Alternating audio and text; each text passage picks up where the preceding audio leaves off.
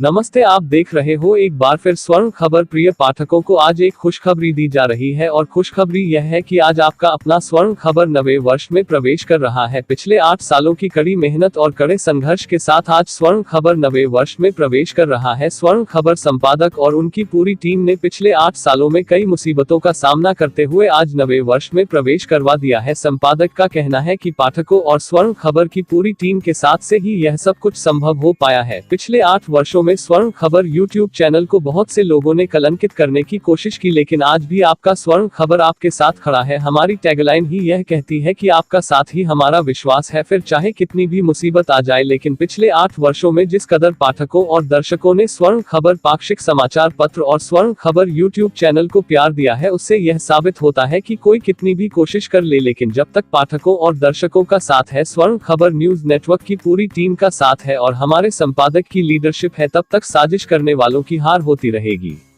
अब आपको बताते हैं स्वर्ण खबर संपादक की कलम से लिखे एडिटोरियल के बारे में। अब आप सुनिए, लेकिन जरा ध्यान से सुनिएगा।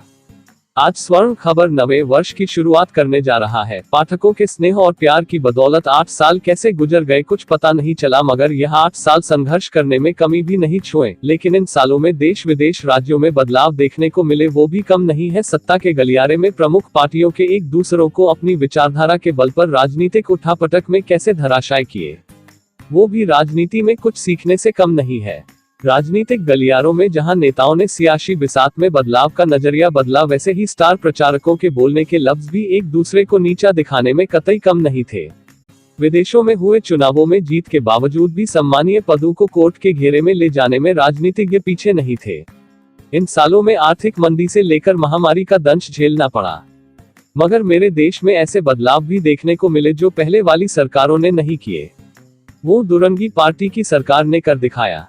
अयोध्या में राम मंदिर का मुद्दा भी लोगों के लिए, दो समुदाय के लिए आपसी द्वेषता फैलाने वाला था, लेकिन सुप्रीम कोर्ट के फैसले और दुरंगी पार्टी द्वारा आपसी सामंजस्य के चलते देश में शांति के साथ कानून की पालना हुई और दोनों समुदायों के लिए अयोध्या में ही मंदिर और मस्जिद बनाकर गंगा जमुनी तहजीब की मिसाल कायम की।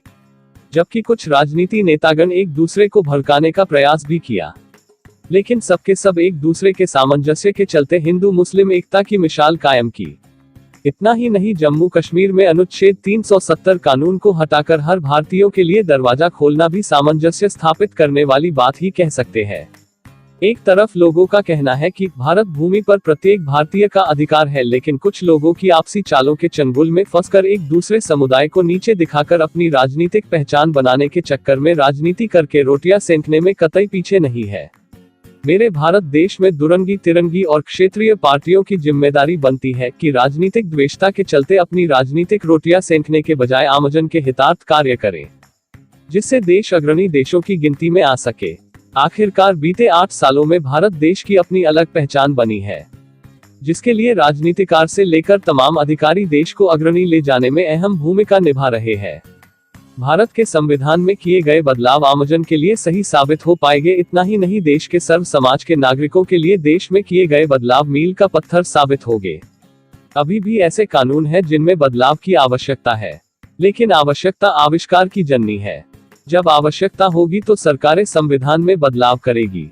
तो यह था स्वर्ण खबर संपादक की कलम से लिखा एडिटोरियल। अब आप वीडियो को लाइक कर दीजिए और ज्यादा से ज्यादा लोगों तक पहुंचाइए और हमें कमेंट करके बताइए कि यह वीडियो आपको कैसा लगा। यदि आपने अभी तक हमारे YouTube चैनल को सब्सक्राइब नहीं किया तो सब्सक्राइब कर लीजिए और बेल आइकन पर क्लिक कर दीजिए। अगले वीडियो में फिर मिलेंगे, तब तक के लिए धन्यवाद।